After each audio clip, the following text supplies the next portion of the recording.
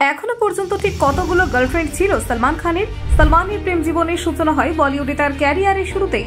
প্রথম দিকে জনপ্রিয় অভিনেত্রী সঙ্গীতা বিজলানির সঙ্গে তার সম্পর্কের কথা জানা যায়, যারা প্রায় বিয়ের কাছাকাছি পৌঁছেও শেষ পর্যন্ত আলাদা হয়ে যান। এরপর আসে সৌমি আলীর নাম, যিনি পাকিস্তানি বংশোদ্ভূত এবং বলিউডে বেশ কিছু ছবিতে কাজ করেছিলেন। তাদের সম্পর্কও অনেকদিন টিকে থাকেনি। তবে সালমানের জীবনের সবচেয়ে আলোচিত সম্পর্ক ছিল ঐশ্বর্য রায়ের সঙ্গে। 1999 সালে হাম দিল দে চুকে সালাম সিনেমার শুটিং এর সময় তাদের ঘনিষ্ঠতা গড়ে ওঠে, কিন্তু এই সম্পর্কের পরিণতি ছিল খুবই তিক্ত। এরপর ক্যাটরিনা ক্যাফের সঙ্গে সালমান খানের সম্পর্ক ছিল অন্যতম আলোচিত অধ্যায়, যদিও পরবর্তীকালে ক্যাটরিনাও চলে যান অন্য সম্পর্কে। মডেল ইউলিয়া ভেন্তুরকে সালমানের সঙ্গে বহুবার দেখা গেছে বিভিন্ন অনুষ্ঠান ও পারিবারিক অনুষ্ঠানে, যদিও তাকে নিয়ে কখনো সালমান সরাসরি কিছু স্বীকার করেননি। সব মিলিয়ে সালমান খানের গার্লফ্রেন্ড লিস্ট কেবল তারকার তালিকায় নয়, বলিউড গসিপ ইতিহাসের অন্যতম দীর্ঘ ও আলোচিত অধ্যায়, যদিও এখনো পর্যন্ত তিনি সিঙ্গল বলেই নিজেকে পরিচয় দেন।